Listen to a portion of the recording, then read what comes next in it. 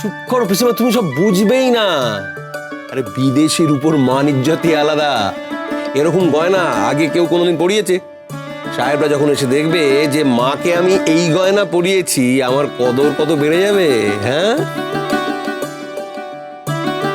এটা অবশ্য ঠিক যে আজ পর্যন্ত এই অঞ্চলে প্রতিমাকে কেউ জার্মান সিলভারের গয়না পরায়নি।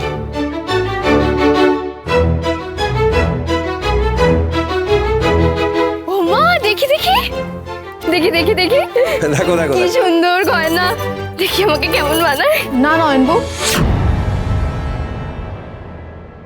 ওটা ঠাকুরের গয়না। ঠাকুরের গয়না মানুষকে পরতে নেই। তোমার কি জ্ঞানগম্ভীর বলে কিছু নেই? বাড়িতে কি পুজো আচ্ছা কিছু হতো না? জানো না ঠাকুরের জিনিস ব্যবহার করতে নেই? দেখো, তোমার সব জিনিসে এত হাত দেওয়াই বা কেন? রাখো বলছি। রাখো রাখো।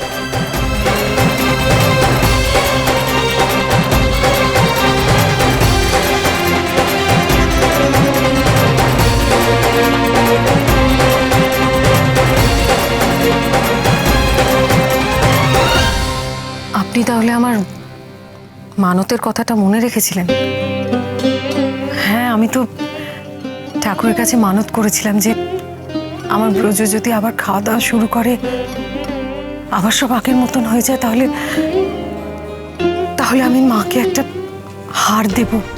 সেজন্যই তো আপনাকে একটা হার তৈরি করে দিতে বলেছিলাম মায়ের জন্য। আর আপনি? হ্যাঁ, আমি অনেক ভেবে দেখলাম গয়নাই যদি দিতে হয় তাহলে মাকে ওই জার্মান রূপই দিই, এতে কথাটা লোকের মুখে মুখে ফিরবে।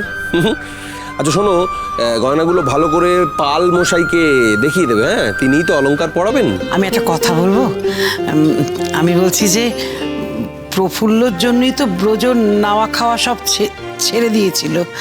আর এটা তো আমরা এখন সবাই বুঝতে পেরেছি যে প্রফুল্লর ওপরে ঠাকুরের একটা দয়া আছে, নজর আছে। কি বলতে চাইছো সোজা কথায় বলো না। ওই বলছিলাম আর কি যে আমার বড়নাথ বই পুজোতে মাকে গয়নাগুলো পরাক।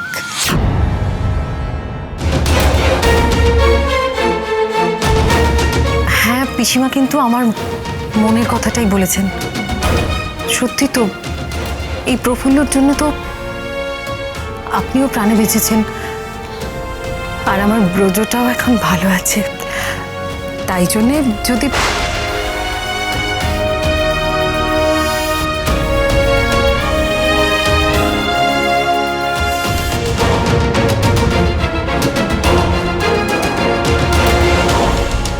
তাহলে প্রফুল্লই গয়না পড়াক।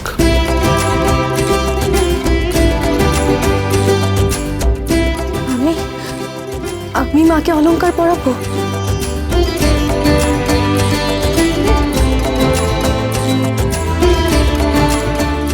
ন্যায়রত্ন মশাই এসছেন, গিন্নিমা আর পিসি ঠাকুরনকে ডাকছেন। পুজোর ব্যাপারে নাকি কি সব কথাবার্তা আছে। তাহলে তোমরা যাও, ন্যায়রত্ন মশাইয়ের সঙ্গে কথা বলো, আর ওনাকে বলো আমার সঙ্গে দেখা না করে যেন চলে না যান। নাথবু, ও বড় নাথবু, চল তোমাকে আজকে আমি একটা নতুন কাজের দায়িত্ব দেব। কি দায়িত্ব পিসি ঠাম্মা? আহা চলোই না, গেলেই বুঝতে পারবি। চলো।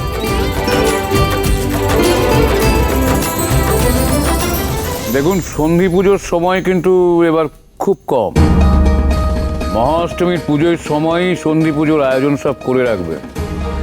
108টা পদ্ম যেন হাতের কাছেই থাকে, প্রতিটি পদই খুব গুরুত্বপূর্ণ। আপনি কিচ্ছু চিন্তা করবেন না ন্যায়রত্ন মশাই, পুজোর সমস্ত জোগাড় ঠিক সময় মতো সস্থানে রাখা থাকবে। দেখি, আমি আপনার জন্য একটু জল মিষ্টির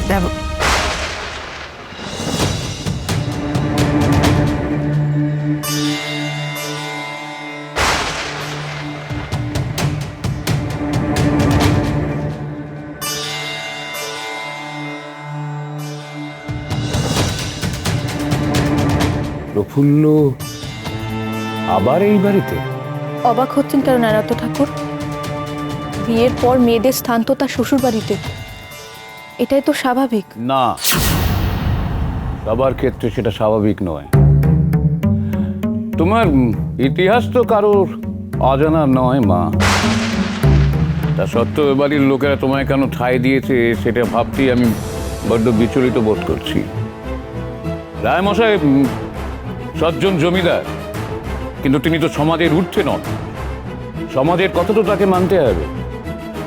গিন্নিমা, আপনারা আমার বিধান না মেনে এই মেয়েকে আশ্রয় দিয়েছেন? না, পুজোর তো আর মাত্র কটা দিন।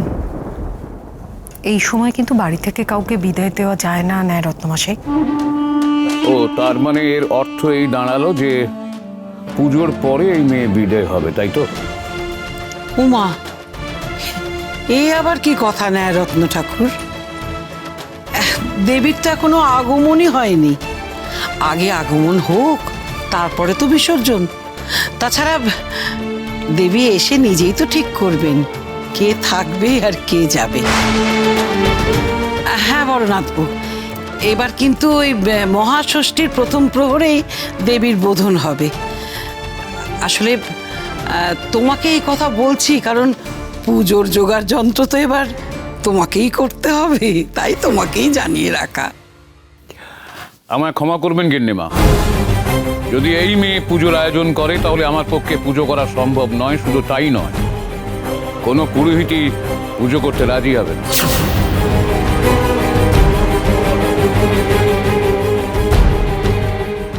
আপনার সঙ্গে আমার কিছু কথা আছে ন্যায় রত্ন ঠাকুর। আপনি বসুন। পিসিমা, তোমরা এখন এখান থেকে যাও।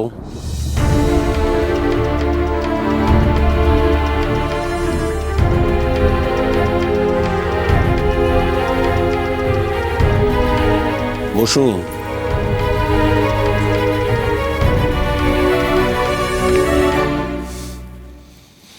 আপনার মতো বিচক্ষণ মানুষের কাছ থেকে এরকম অবিবেচকের মতো কথা আমি আশা করিনি ন্যায় রত্ন ঠাকুর। প্রফুল্লকে অপছন্দ করা সত্ত্বেও আমি যখন তাকে থাকতে দিয়েছি তখন নিশ্চয়ই তার পেছনে কোনো কারণ আছে। আর আপনি আমাকে সমাজের ভয় দেখাচ্ছেন। সমাজকে ভয় পায় কারা ন্যায় রত্ন ঠাকুর? বলুন কারা? ওই প্রফুল্ল ময়নামতির মতো দুর্বলেরা। কারণ সমাজ নরম মাটিতে আঁচড়াতে পারে। আমার ক্ষেত্রে সেই ভুলটা করবেন না। মানে মোটা মাসোহারা পাচ্ছেন আপনি, পাচ্ছেন তো? দুর্গাপুজোয় দান, দক্ষিণা, কলাটা, মূলোটা, মিষ্টিটা সব পাবেন। ও পুরোহিত আমি ঠিক জোগাড় করে নেব। নেব তো, নেব। মাঝখান থেকে ফাঁকি পড়বে না আপনি।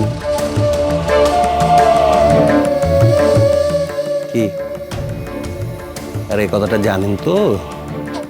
আমার পুজোতে বাধা পড়লে মায়ের বোধনের আগেই আপনার শ্রাদ্ধ শান্তি হয়ে যাবে।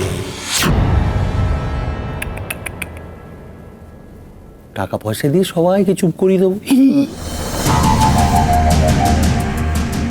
ওই আপনার সাঙ্গাত নামটা বলুন, বলুন।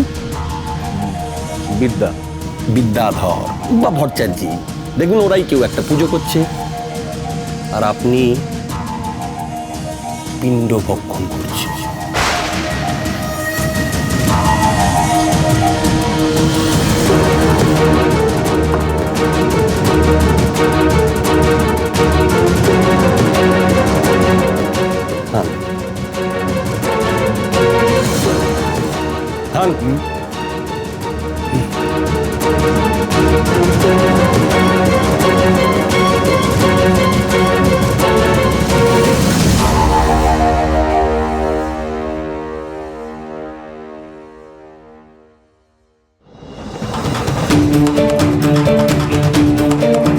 দেখ কেমন চোর বদনাম নিয়ে এ বাড়ি থেকে দূর হতে হয়।